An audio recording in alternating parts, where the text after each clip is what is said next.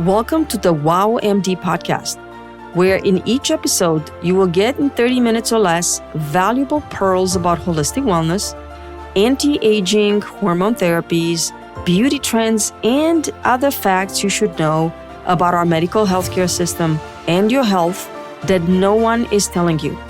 My name is Dr. Mirala Cernăianu. I am a conventional board-certified OBGYN physician who, after the loss of my father due to a careless and uncaring medical team, decided to retrain and seek certification in anti-aging and restorative therapies.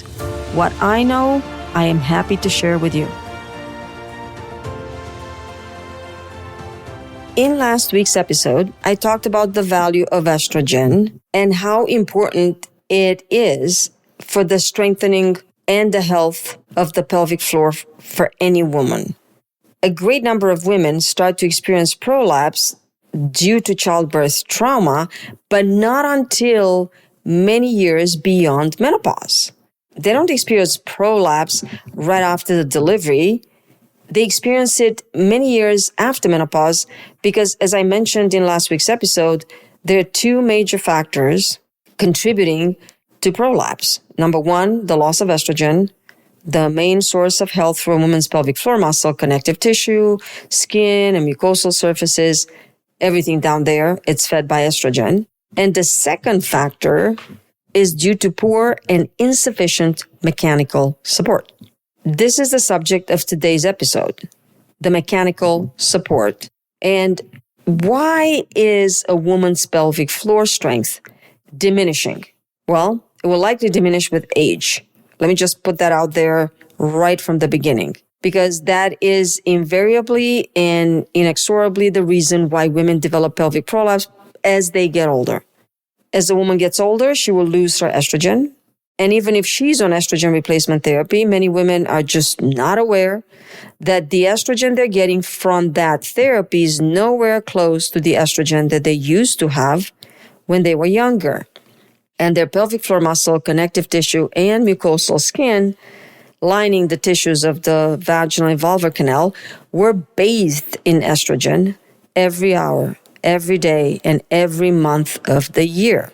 I will very soon do a podcast episode series on hormone optimization and why it's so important that when a woman starts hormone therapy, she understands that symptom relief from hot flashes does not mean that her estrogen is back the same way it was during pre-menopause when her ovaries were providing estrogen all year round and in a steady manner. But let me get back to the mechanics of why prolapse happens. Well, a woman's pelvic organs are suspended inside the pelvic cavity above the pelvic bones by a variety of muscles, tendons, ligaments, and of course, bones. As a reminder, pelvic floor prolapse is a condition that affects particularly women, and it means the pelvic organs descend and protrude into the vaginal canal due to the weakened pelvic floor muscles and connective tissues. In this episode, I want to talk about the mechanics of the pelvic floor prolapse, emphasizing the importance of understanding why the pelvic floor weakening happens and the huge implications it can have for a woman's overall health and well-being. I explained in last week's episode, the pelvic floor is a very complex network of muscles, ligaments, and connective tissues, all of them supporting a woman's pelvic organs. These muscles play a crucial role not just in supporting the pelvic organs, but also in very vital bodily functions, specifically bladder and bowel control, sexual function, and they maintain the stability for all the pelvic organs during physical activity. So a strong pelvic floor is essential for maintaining the position of all the organs a woman has within the pelvic cavity: bladder, bowel, colon, rectum, uterus, cervix, fallopian tubes, and ovaries. Many women might have heard the term prolapse, and many women are aware what it means, but many women really have no idea. Well, the downward displacement of the pelvic floor organs is what the pelvic prolapse is. You might have not heard of that, but you might be aware of the possibility that in some circumstances, the uterus might fall out, either into the vagina or outside the vagina. What many women do not know is the difference between all the medical terms, the medical jargon doctors like to use, and what they specifically mean. So allow me to enlighten you in this episode. Well, uterine prolapse means descent of the uterus into the vaginal canal. Or your uterus has fallen out of the pelvis into the vaginal canal, where you might actually be able to feel it. Now, before it gets to this point where you can actually feel it, you might notice a sensation of pressure, constant pelvic pressure, discomfort, which can get worse with activities, lifting weights, carrying a heavy object, or moving furniture. So the uterus can descend down. That's the uterine prolapse. It loses its place up where it belongs and starts coming down into the vaginal canal. A cystocele is the prolapse of the bladder into the anterior wall of the vagina. Well, I don't have a visual aid, and this is a audio-only podcast, but let me explain it in very simple words. The bottom of the bladder rests on top of the vaginal wall, and the ligaments and connective tissues suspending and anchoring the vaginal wall also anchor and suspend the bladder and the bladder neck in their normal place within the pelvic floor. When the bladder neck falls below the pelvic floor opening, now the forces and the increased pressure exerted on the bladder by the effort of coughing, sneezing, lifting, become higher than the pressure that normally exists in the urethral opening into the bladder, which is controlled by the urethral sphincter. So the urethral sphincter now, due to the prolapse or the falling of the bladder neck, is outside the pelvic floor muscle control. Therefore, involuntary leakage of urine will happen. That's what we call leaking or urinary incontinence. Now, unless you have a gynecological evaluation, I'll talk more about this in next week's episode, you will not be able to detect this by yourself. However, if you experience involuntary leakage of urine with activity like sneezing, coughing, jumping, running, lifting weights, etc., trampoline, right? It's a pretty obvious sign that the supporting mechanism for the bladder neck, which is where the urethra enters the bladder, is weak. It is an early sign of prolapse. So I talked about uterine prolapse, bladder prolapse. Bladder prolapse is bad. It can lead to significant urinary incontinence and discomfort. Rectocele is when the rectum will fall into or prolapse into the posterior wall of the vagina. When that happens, the woman usually feels like a bulge at the entrance of the vaginal canal. And as opposed to the involuntary leakage of urine, which happens when the bladder falls down, when the rectum falls down into the vagina, it is actually becoming more difficult for the woman to have a bowel movement. You think, wait a minute, so she's incontinent of urine, but she's not incontinent of stool. No, it's the opposite. She has difficulty passing stool. She might need to strain a lot more. And some women already figure out the fact that, hey, if I actually put 2 fingers in there and massage gently, I can help move the stool from the rectum out through the sphincter, which is allowing to complete the bowel movement just like that. As I said before, as opposed to leaking urine when there's a bladder prolapse, with a rectum prolapse, rectocele, the woman will have difficulty passing a normal bowel movement. And it will be even more difficult when the stool is very well formed or very hard, as it is in constipation. And it might not be immediately obvious that the woman has a rectocele, at least not to herself, when she has loose stools, because that's easier. There's no impediment. So we got uterine prolapse, bladder prolapse, and rectum prolapse. For the women who have had a hysterectomy, you might think, wait a minute, there's nothing to prolapse up there. Well, such women can still have a prolapse. The end of the vaginal canal, normally suspended by the uterosacral and broad ligaments, which are part of the uterine anatomy. Once the hysterectomy is done, some of these ligaments are cut.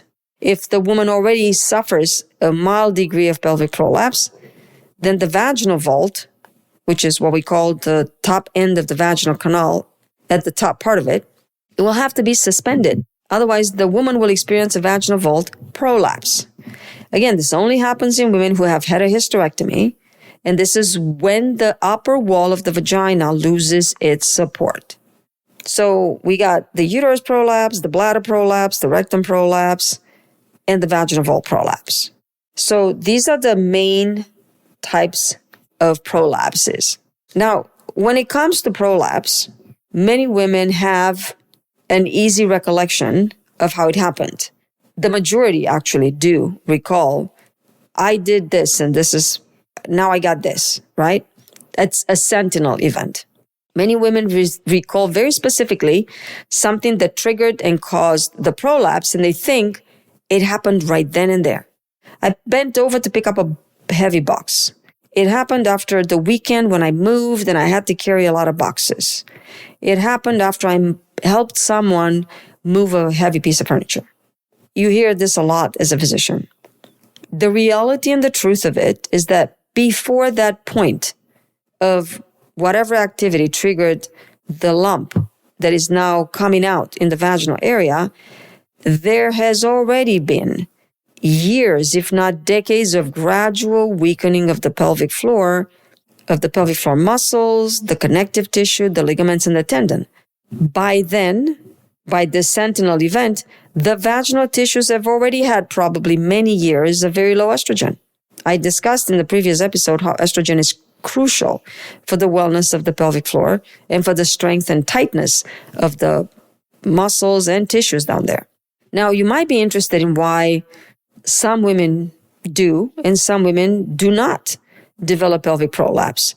So let me review the main factors which are very important and critically involved in determining whether or not a woman gets pelvic prolapse. Top factor, as I mentioned, is age. Very important factor because natural aging can and will lead to deterioration of muscle tone and strength for the entire body, not just the pelvic floor, but specifically on the pelvic floor since we're talking about it. Because women are aware, okay, yeah, I'm less stronger in the gym. I can't lift this anymore. I can't bend down to pick that up anymore. They're aware, but they don't think about their pelvic floor until it is too late. Obviously, aging has something to do with it. Everything becomes weaker with age.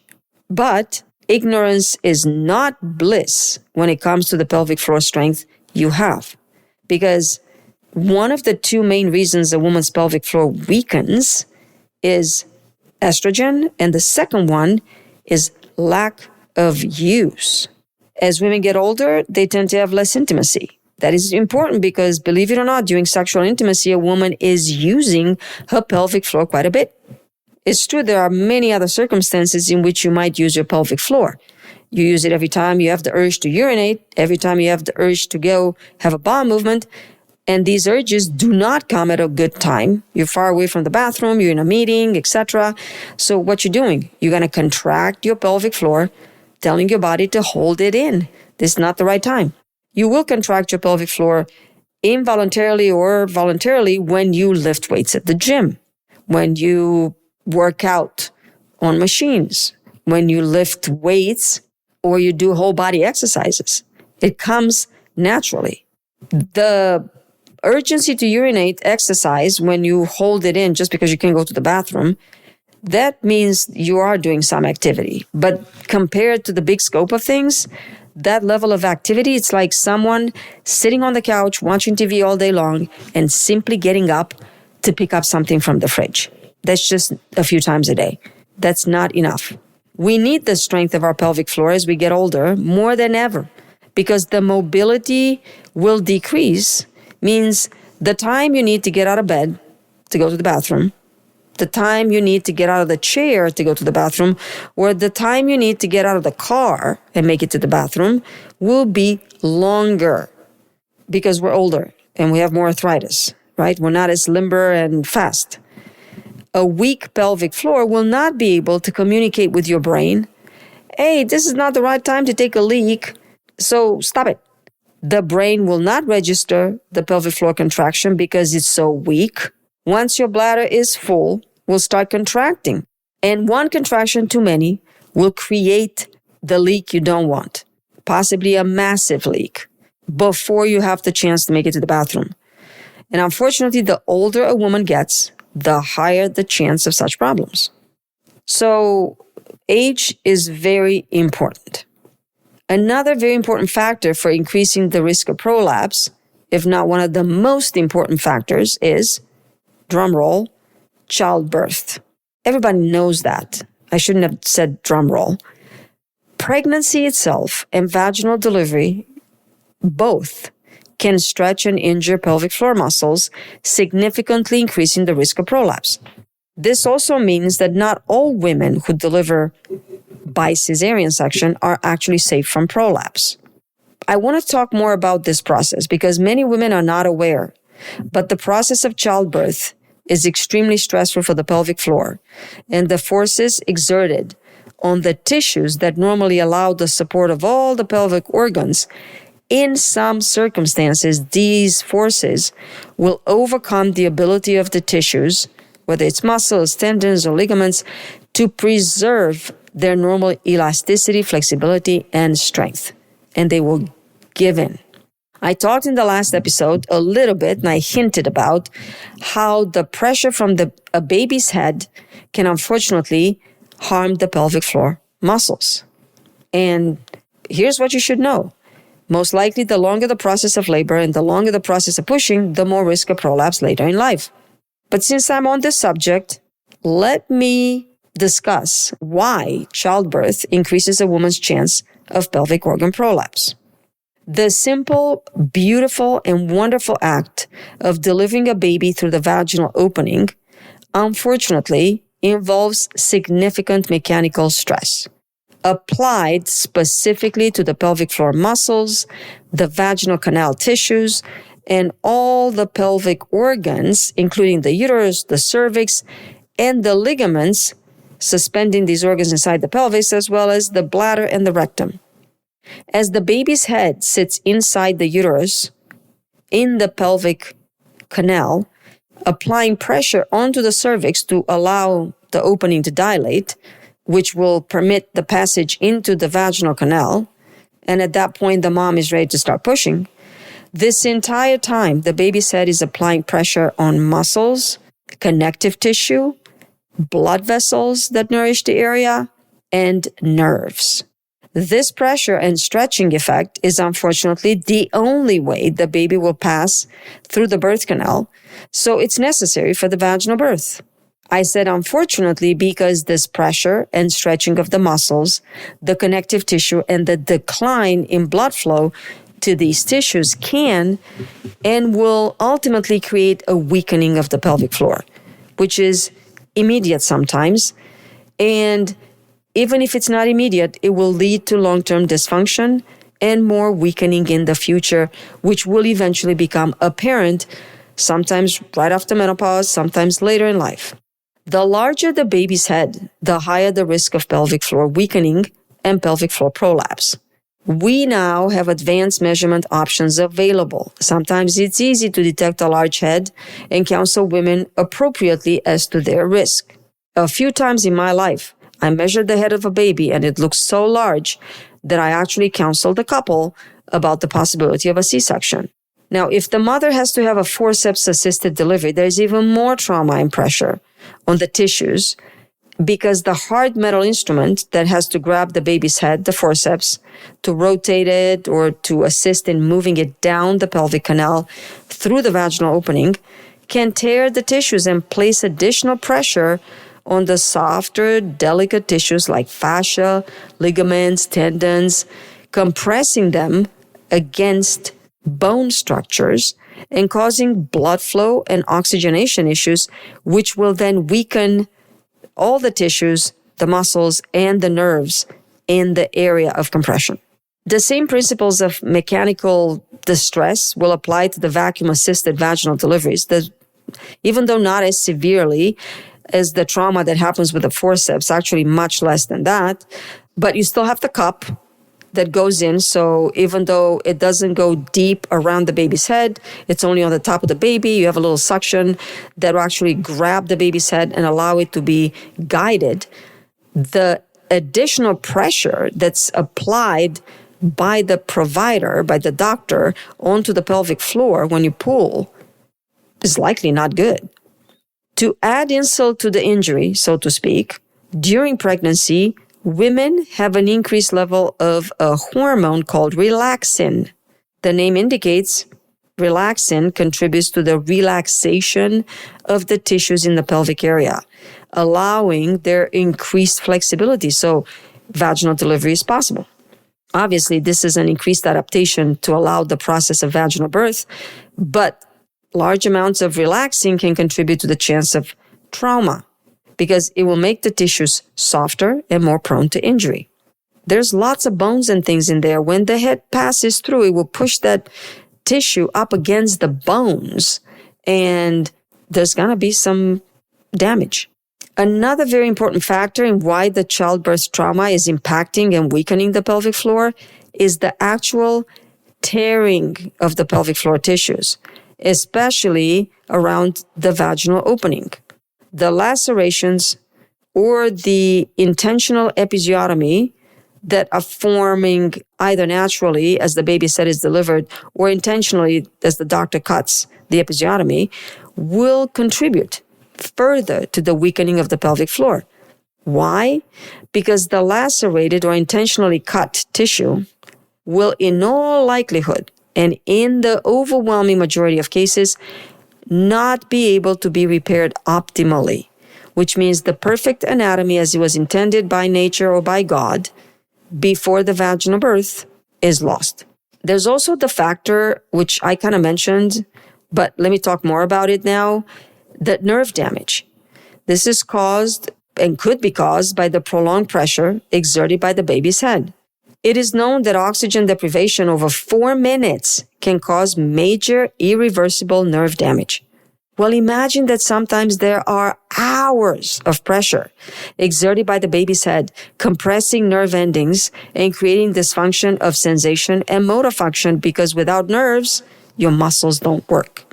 There has been a big push for allowing more and more time with the head in the birth canal and what is called passive descent, allowing for many hours for the head to sit in the vaginal canal. Well, that can't be good for the pelvic floor in the long run. But in an effort to reduce the cesarean section rate, especially for moms who are pregnant with their first baby, many women are allowed to sit in this elevated, called high Fowler's position. They're elevated in a sitting position on their butt pretty much, with their legs out spread, kind of like a little yoga position, like Buddha.